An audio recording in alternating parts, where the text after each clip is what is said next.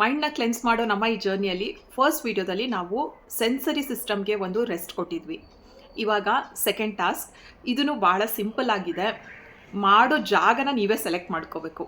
ಇಲ್ಲಿ ನಾವೇನು ಮಾಡಬೇಕಂದ್ರೆ ನಮ್ಮಲ್ಲಿರೋ ಒಂದು ಸಪ್ರೆಸ್ಡ್ ಅಥವಾ ಅನ್ಎಕ್ಸ್ಪ್ರೆಸ್ಡ್ ಇಮೋಷನ್ಸ್ ಏನಿದ್ರು, ಉದಾಹರಣೆಗೆ ನೀವು ಯಾರಿಗೂ ಹೇಳ್ಕೊಳ್ದೇ ಇರುವಂಥ ಒಂದು ಗಿಲ್ಟ್ ನಿಮ್ಮಲ್ಲಿದೆ, ಇಲ್ಲ ಯಾರೋ ಮೇಲೆ ನಿಮಗೆ ಕೋಪ ಇದೆ, ನೀವು ಅದನ್ನ ಎಕ್ಸ್ಪ್ರೆಸ್ ಮಾಡಿರೋದಿಲ್ಲ, ಇಲ್ಲ ಮನಸ್ಸೊಳಗೆ ಯಾವುದೋ ದುಃಖ ಇದೆ ಜೋರಾಗಿ ಅತ್ತು ನೀವು ಅದನ್ನ ಹೊರಗಾಕಬೇಕು ಅಂತ ನಿಮ್ಗೆ ಅನಿಸುತ್ತೆ, ಬಟ್ ಮಾಡೋಕ್ಕಾಗಿರೋದಿಲ್ಲ.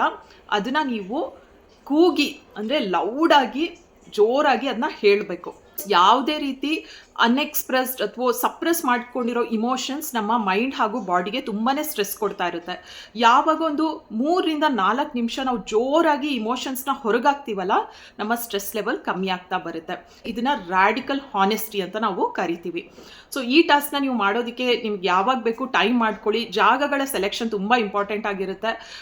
ಒಂದು ಎಂಟಿ ರೂಮ್, ಮನೇಲಿ ಯಾರೂ ಇಲ್ಲ, ನಿಮ್ಗೆ ಹೇಳೋಕ್ಕೆ ಆಪ್ಷನ್ ಇದೆ ಅಂದರೆ ಹೇಳ್ಕೊಬೋದು. ಇಲ್ಲ ನೀವು ಬೈಕ್ ರೈಡ್ ಹೋಗ್ತಾ ಇದ್ದೀರಾ, ನೈಸ್ ರೋಡಲ್ಲಿ ಹೋಗ್ತಾ ಇದ್ದೀರಾ, ಇಲ್ಲ ನೀವು ಯಾವುದೋ ಹಿಲ್ ಸ್ಟೇಷನ್ಗೆ ಹೋಗಿದ್ದೀರಾ, ಬೇಸಿಕಲಿ ಸುತ್ತಮುತ್ತ ಯಾರೂ ಇಲ್ಲ, ನೇಚರ್ ಇದ್ದಷ್ಟು ತುಂಬ ಎಫೆಕ್ಟಿವ್ ಆಗಿರುತ್ತೆ ಈ ಒಂದು ಟಾಸ್ಕ್. ಸೊ ನೆಕ್ಸ್ಟ್ ಟಾಸ್ಕ್ ಜೊತೆಗೆ ನಮ್ಮ ಮುಂದಿನ ವಿಡಿಯೋದಲ್ಲಿ ನಾನು ನಿಮಗೆ ಸಿಗ್ತೀನಿ.